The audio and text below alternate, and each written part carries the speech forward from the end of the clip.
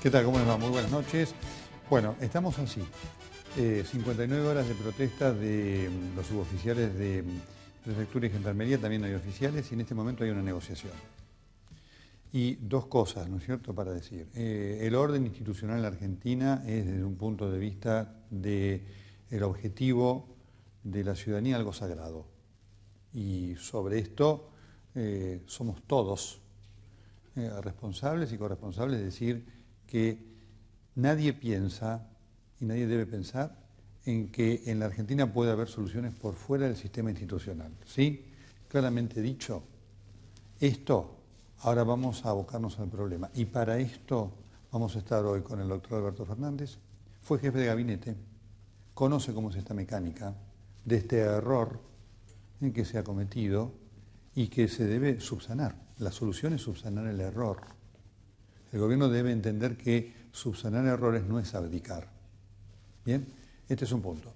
Vamos a estar hablando después también con el doctor Sebastián Bonder, que nos va a explicar, nos va a ilustrar cuál es el origen de este increíble error que tiene esta consecuencia sobre fuerzas de seguridad, Prefectura y Gendarmería, y por lo tanto tiene esta repercusión social fuerte porque son estructuras de la institucionalidad. Son parte de la fuerza de seguridad con la cual cuentan las instituciones para ejercer su autoridad. Y este es el problema que genera desde el punto de vista del manejo y del funcionamiento de lo institucional.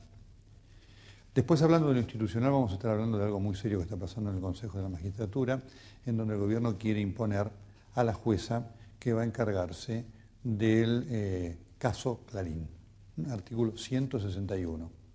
Una funcionaria del gobierno que ha dicho que quiere destruir a Clarín, lo ha dicho. Vamos a hablar con el doctor Ricardo Recondo, que está ahí en el centro de la disputa, de esta situación institucional realmente inquietante.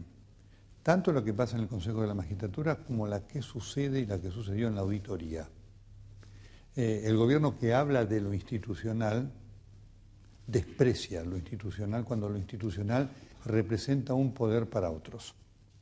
Y vamos a estar hablando finalmente del caso de Eduardo Severo Alfonso, este testigo, uno de los testigos claves del caso Mariano Ferreira, que hasta el momento no aparece. Estas son las propuestas que vamos a estar compartiendo con todos ustedes hoy aquí en el Juego Limpio.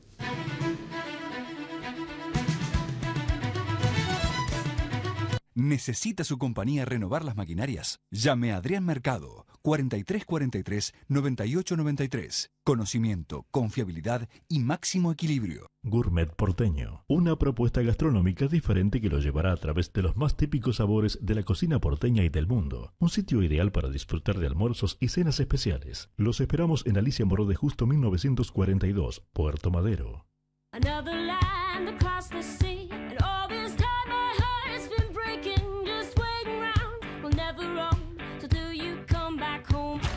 Estamos trabajando en un sistema de salud público que te cuide cada día mejor. Gracias a esto podemos enfocarnos en lo que más sabemos hacer, salvar vidas. En la ciudad la salud es prioridad, por eso es pública, gratuita y para vos.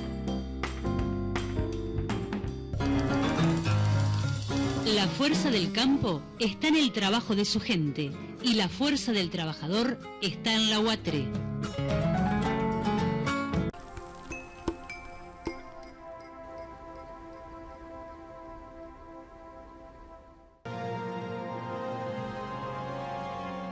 Laboratorios Vago.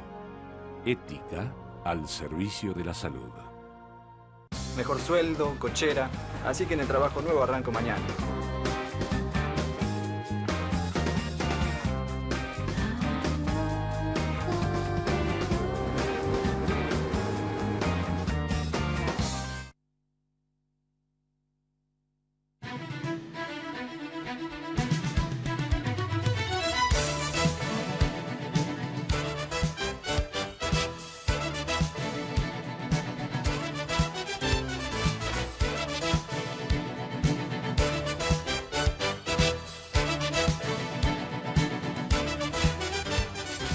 Bueno, muy bien. Lo invitamos al doctor Alberto Fernández porque él estuvo ahí en el gobierno con Kirchner, la primera parte con Cristina Fernández de Kirchner, conoce a todas estas personas. como además no viene nadie del gobierno, al margen de interesarnos su opinión, nos ilustra sobre cosas que tienen que ver la gestión. Así que lo primero que le pido es que nos ilustre. Esto que ayer decía su sucesor, uno de sus sucesores, el jefe de gabinete, de que era un error de una mala maniobra de los superiores de prefectura y gendarmería que iban a ser castigados porque el decreto no decía lo que era y que lo había puesto el gobierno en esta situación. ¿Es así? Yo tengo que entender que no, pero tengo que entender que no por lo que hizo el gobierno. Si en verdad era un problema de cómo se liquidaron los haberes, lo que debió haber hecho el gobierno es ordenar la reliquidación de haberes. Pero lo que hizo el gobierno fue suspender la aplicación del decreto. Entonces el problema es el decreto.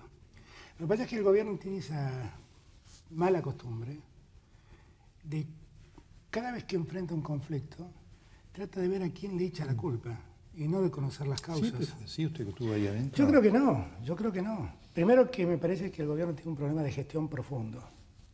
El problema de gestión se expresa en los resultados macroeconómicos, el déficit fiscal, y en problemas micros como es este. La solución del problema de los sueldos de las fuerzas de seguridad y de las Fuerzas Armadas es un problema complejo, porque la existencia de esos muchos llaman salarios negros, que en verdad son adicionales no remunerativos, pues no es dinero que se le entrega a la gente en concepto de nada, son conceptos sobre los cuales no se paga jubilaciones. Claro. Hay que admitir que el blanqueo de todo eso para seguir utilizando el concepto de lo negro y lo blanco repercute muchísimo sobre la cantidad de jubilados o de retirados que tienen las Fuerzas Armadas y de Seguridad. Y como además en las Fuerzas de Seguridad y en las Fuerzas Armadas la gente se retira relativamente joven, porque la designación de alguien de una camada anterior pasa a retiro al oficial. El problema es muy agudo, muy agudo. Lo que sí tengo claro que más allá de la dificultad de solución del problema, esta no es la solución. Eso sí lo tengo claro. La solución no es quitarlos, esos adicionales, y restar el 50% de salarios. Porque además cualquier persona que liquida un sueldo y ve que el salario se reduce un 50%, para en el acto porque sabe que la intangibilidad del salario está reconocido judicialmente. O sea que de ahí a un reclamo judicial perdido por el Estado hay un paso. A mí me parece que hay un nivel de improvisación enorme, enorme. Esto sin perjuicio de que también deberíamos preguntarnos por qué el gobierno resuelve las cosas de este modo. ¿Y por qué? Porque el gobierno, ante los problemas de administración severos que tiene, es cómo gasta la plata. El gobierno tiene un problema de déficit fiscal. Más allá de que lo encubra, lo dibuje, tiene un problema de déficit fiscal creciente. O sea, no está la plata. Cristina gasta la plata. Bueno, recibió un superávit fiscal de 3 puntos y objetivamente este año va a terminar con un déficit fiscal de 3 puntos. Y la verdad la plata se malgasta. Porque es muy difícil de explicarle a ese señor que hoy contaba que tenía 4 hijos a 1000 kilómetros y que le pidió a un amigo 100 pesos para mandarle a sus hijos y que trabaja de remisero en los momentos que le quedan libros y se queda dormido esperando que alguien lo llame para manejar un remis. Es muy difícil explicarle a ese señor que no le pueden pagar a él y pueden pagar miles de millones de pesos en fútbol para todos, en básquet para todos, en automovilismo para todos. Es muy difícil explicarle a ese señor el aumento que se ha dado al Parlamento, los legisladores, y es muy difícil explicarle a ese señor que el gobierno autorizó el año que viene un aumento en los gastos del Congreso del 40%. 40%. Y ha autorizado la designación de 1000 personas más en el Congreso. Es muy difícil explicarle a ese señor. Ahora, cuando nosotros decimos, ¿por qué pasa esto? Eso es un problema de gestión. Es pésima gestión, es muy mala gestión. Y en verdad, lo que la presidenta tendría que estar haciendo ahora es revisando cómo funciona la gestión, porque no es lo único que pasa, ¿eh? Mire, hace un mes atrás, la presidenta ordenó el aumento de las retenciones sobre el biodiesel y tuvo que retroceder. Y hace 2 años atrás ordenó una ley de riesgo del trabajo y ahora mandó otra. Y la presidenta habla como si ella no hubiera hecho nada en el medio. Ella está corrigiendo lo que ella hizo mal con su gobierno. Y me parece que son cosas que hay que revisar. Yo no quiero caer en la trampa de los que dicen que hablar de este modo es poner en riesgo la democracia. Claro. Yo en esa trampa no caigo. El gobierno usa eso, ¿no? Sí, claro, pero en esa trampa no quiero caer. Porque lo que yo veo es un montón de gente pidiendo que le reconozcan un sueldo digno. Gente además que han sido los privilegiados en los sectores de la Fuerza de Seguridad por el gobierno. Porque el gobierno se valió de la prefectura y de la gendarmería cada vez que tuvo un conflicto. Estos señores de gendarmería y de prefectura son los que el gobierno manda cuando las policías provinciales se amotinan por problemas salariales. Entonces, A mí yo no quiero caer en eso. Ahí hay un problema salarial, no hay un problema de golpe de Estado. Ahora, Además francamente, la Argentina tiene tan poco espacio para hablar de golpe de Estado que es sorprendente que alguien se anime a denunciar eso, ¿no? frente a esto, ¿usted cómo ve la situación de Garré y Berni en el futuro? ¿Quedan con capacidad política de gestión? Bueno, creo que ellos tienen que dar una explicación de lo que ha pasado. A mí no me gusta hablar puntualmente sobre qué debe hacer la presidenta con sus ministros. La presidenta sabrá lo que tiene que hacer. Lo que digo es que aquí ha habido un problema de gestión enorme, vuelvo a repetir. Y además el problema de gestión no hay que circunscribirlo a los ministros, porque igual al viceministro también, porque esas decisiones pasan por un montón de organismos intermedios, pasan por direcciones contables, por direcciones jurídicas. Nadie advirtió que iba a pasar esto. ¿Le parece posible? Sí, le repito porque usted estuvo ahí, usted se hubiera recibido Es esto. muy raro, definitivamente es muy raro. Muy raro, lo único que tengo claro es que la culpa no la tiene el que terminó pagando. Eso sí lo tengo claro. Eso me parece que es minimizar el conflicto. La culpa la tiene el decreto, por eso pararon el decreto. Si no hubieran directamente ordenado reliquidar los sueldos. Dicen que Berni advirtió que hace 2 o 3 meses podía pasar esto realmente. ¿La psicología del gobierno es que retroceder, reconocer un error es abdicar? Hay mucho de eso, sin ninguna duda. Hay mucho de eso. Qué complejo, Hay casos más palparios y más preocupantes que esto, ¿no? El caso Vudú es un caso que se puede palpar esta regla, ¿no? Y al gobierno le cuesta admitir esto. Por eso es que el gobierno, cuando enfrenta un problema, no busca las causas, busca a quién cargarle la culpa. Siempre es lo mismo, siempre es lo mismo. Y la culpa de la inflación la tienen los medios. Y la culpa de Harvard la tienen los medios. Yo no tengo la menor idea de cómo funciona eso. Pues la verdad, si ahí hubo algo poco novedoso, fueron las preguntas que hicieron en Harvard. Usted algo supo de eso de Harvard, ¿no? Sí, algo supe porque justo me enteré cuál era la idea. Además, lo único que puedo hablar es de la espontaneidad que tuvo eso. Porque fue una alumna de Harvard la que, a través de su hermano, me planteó la idea de llevar a la presidenta y yo le dije más o menos cómo encaminar el tema. Y francamente le dije, yo dudo que la presidenta vaya en estas condiciones, pero invítenla. Y terminó yendo la presidenta. ¿Usted dio el teléfono de quién tenían que llamar? Yo le dije que me parecía que tenían que comunicarse con la Secretaría General de la Presidencia, que por eso era un canal propicio para tratar de llegar a la presidenta, y después me avisaron con mucha alegría que la presidenta iba. Por eso le digo, y la persona que me hablaba, yo debo confesar que me dio la sensación de que era filo cristinista, por decirlo de algún modo. O sea, estaban lejísimos de ser alguien que expresaba la animosidad contra la presidenta. Mira, usted esto no se sabía, así que usted, digamos, tuvo que ver con la gente. Por eso me parece una cosa insólita que lo terminen planteando como todo un gran armado en contra de la presidenta. Yo siempre le pregunto a usted, porque obviamente usted los conoce a los Kirchner desde hace mucho tiempo, ¿no? Le pregunto lo que me preguntan a mí, ¿qué le pasa a la presidenta? Yo no lo sé. ¿Es la misma persona que usted conoció? Yo tengo la impresión que ha perdido en gran medida parte de su capacidad reflexiva. La presidenta, si reflexiona un minuto las cosas que están haciendo, poco tiene que ver con aquella presidenta tan respetuosa de ciertas reglas institucionales. Lo que están haciendo en el Consejo de la Magistratura es dantesco. ¿Le sorprende? Absolutamente. La presidenta ya ha mancillado mucho la calidad de la justicia. Y yo le diría a la presidenta que tome nota de esto porque un día se lo va a reclamar la gente. Empezó a mancillar la calidad de la justicia el día que dejó que se vaya Righi para cambiarlo por un personaje que se llamaba Reposo, que pasará a la historia por desconocido, por ser ignoto. Y en todo caso por consecuente con el gobierno, simplemente. Y después lo que está haciendo ahora en el Consejo de la Magistratura, interfiriendo en la designación de jueces. Porque además es algo que hacen gala de su vocación de interferir. Ni siquiera lo hacen con cuidado, con mesura, para que no se note tanto.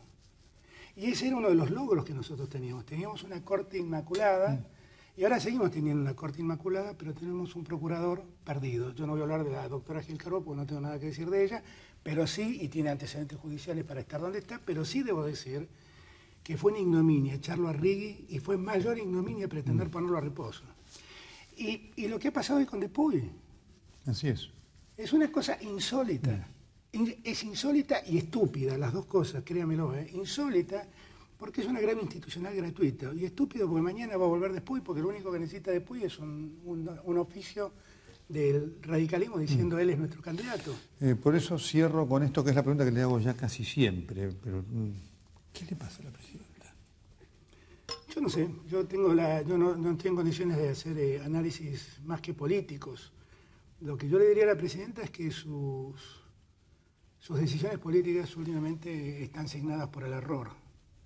Están signadas por el error y que ella debería revisar un poco las cosas. Lo que pasó en Harvard, lo grave no fueron las preguntas, fueron sus respuestas. Una presidenta que le dice a los argentinos que la inflación no existe, yo insisto en preguntarme esto, si la inflación es del 10%, ¿qué le pasa a nuestros empresarios que dan 25 puntos de aumento? Doctor Alberto Fernández, muchas gracias. No, gracias a ustedes. Muy bien, después de esta charla que, insisto, es importante porque nos permite hablar con un protagonista de la historia y un conocedor de la génesis y de la psicología de, en este caso, la presidenta. Doctor Recondo, ¿cómo le va? Hablábamos usted recién con el doctor Fernández. Bueno, ¿sigue usted en el Consejo de la Magistratura? Bueno, sí, supongo que sigo. Me ahorró mucho trabajo el doctor Fernández. ¿Por qué lo quieren echar? ¿Qué le adjudican técnicamente? ¿Una firma que es falsa? No me quieren echar, me quieren recusar. Y bueno, ha sido vergonzoso realmente porque en primer lugar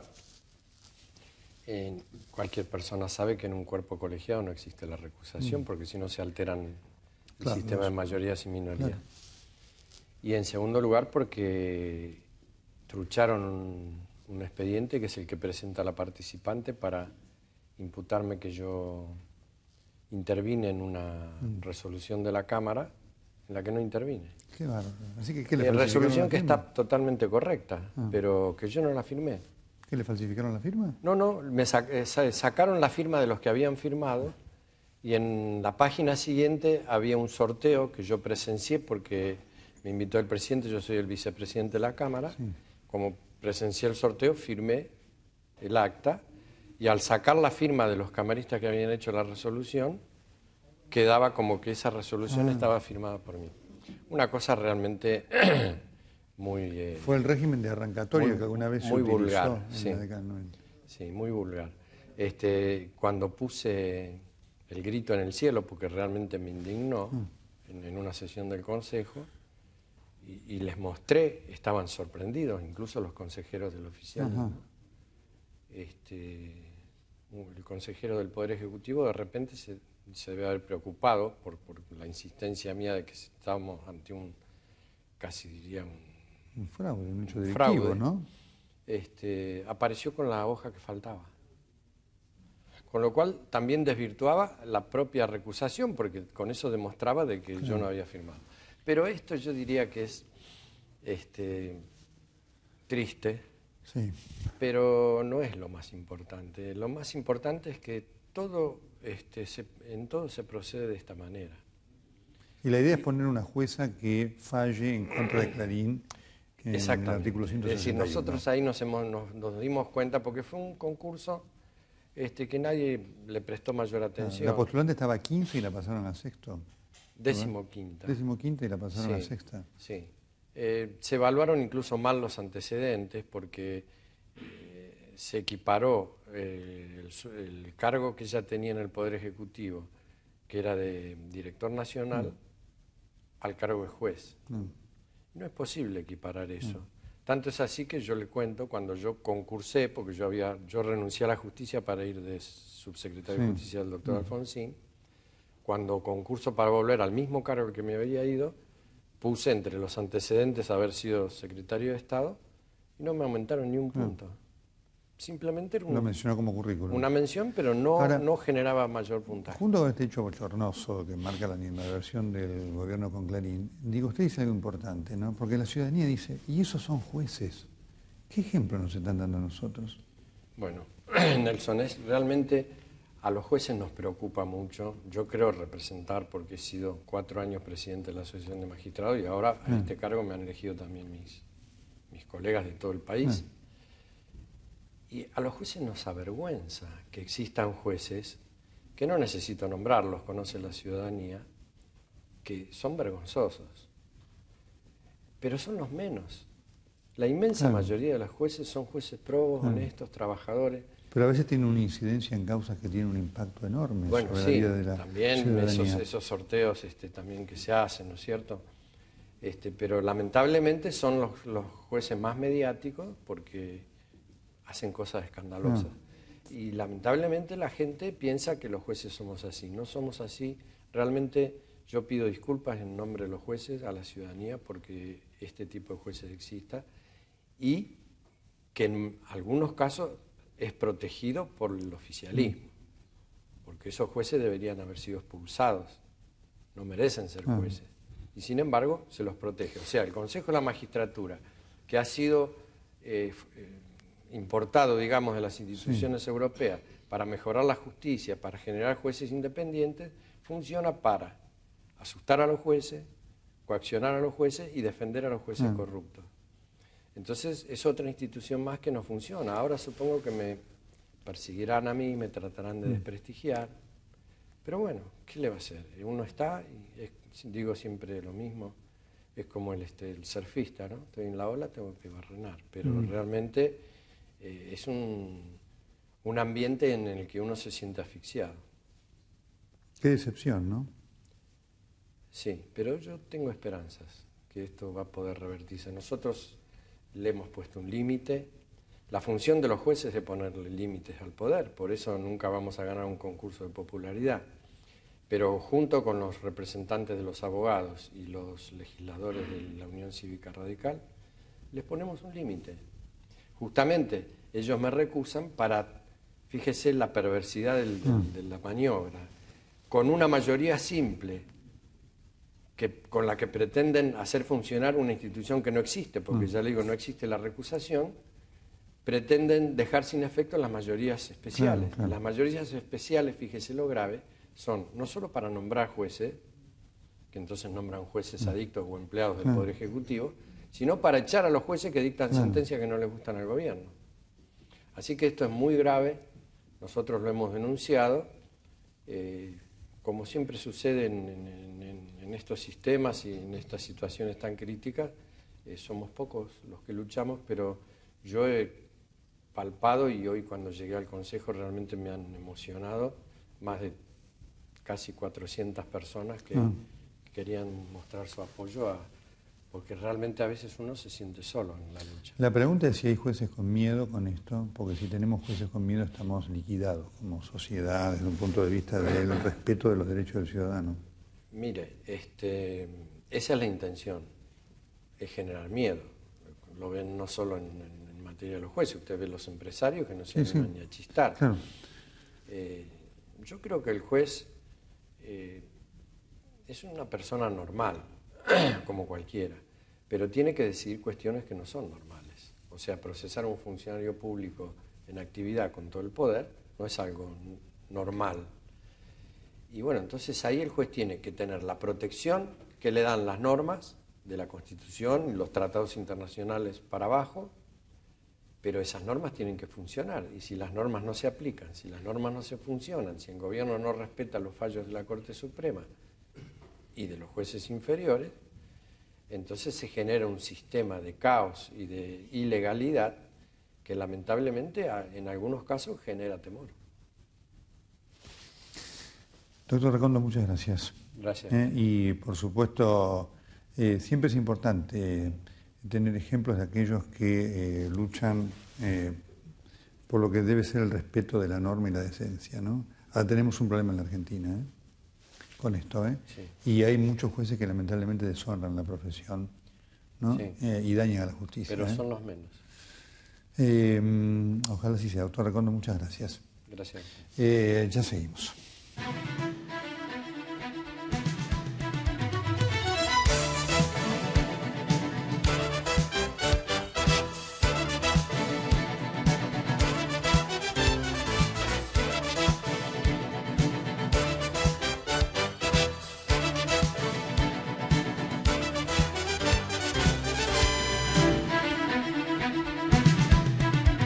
¿Necesita su compañía renovar las maquinarias? Llame a Adrián Mercado, 4343-9893. Conocimiento, confiabilidad y máximo equilibrio.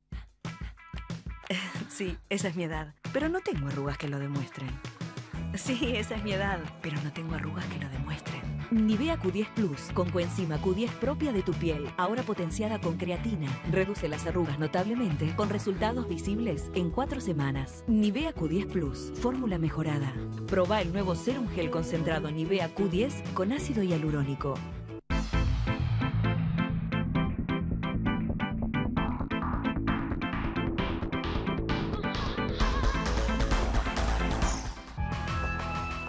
Grupo OSDE, un grupo de personas.